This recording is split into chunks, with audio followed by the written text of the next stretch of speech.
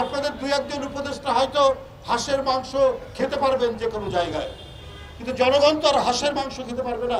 অন্তর্বর্তীকালীন সরকার নিঃসন্দেহে একটি নিরপেক্ষ সরকার। যে হাসিনা আমি বলবো কতখানি দ্বিচারী হতে পারে, কতখানি প্রতারক হতে পারে,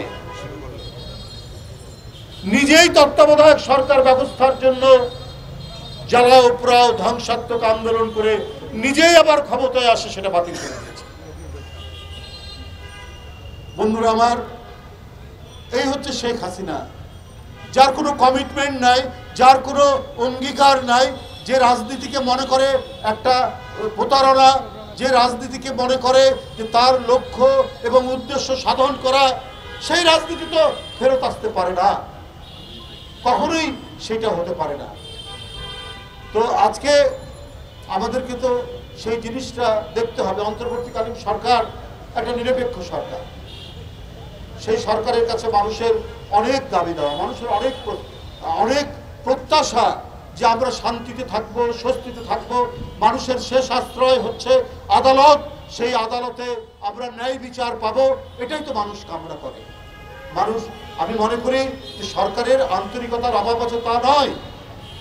আজকে আর্থিক ক্ষেত্রে মুদ্রাস্ফীতি অনেক কমে এসছে, জিনিসপত্রের দাম একেবারে না কমলেও মোটামুটি সেটি আর বাড়ছে না, কিন্তু কর্মসংস্থান তো হচ্ছে না। একের পর এক মিল কলকারখানা বন্ধ হয়ে যাচ্ছে, এবং যদি কর্মসংস্থান না থাকে তাহলে দুর্ভিক্ষের আলামত তৈরি হয়। আপনাদের দুই একজন উপদেষ্টা হয়তো হাঁসের মাংস খেতে পারবেন যে কোনো জায়গায়, কিন্তু জনগণ তো আর হাঁসের মাংস খেতে পারবে না। সেই আলামত, সেই পরিস্থিতি যেন সৃষ্টি না হয়। গার্মেন্টস সেক্টর থেকে 1 লক্ষ লোকের চাকরি চলে গেছে,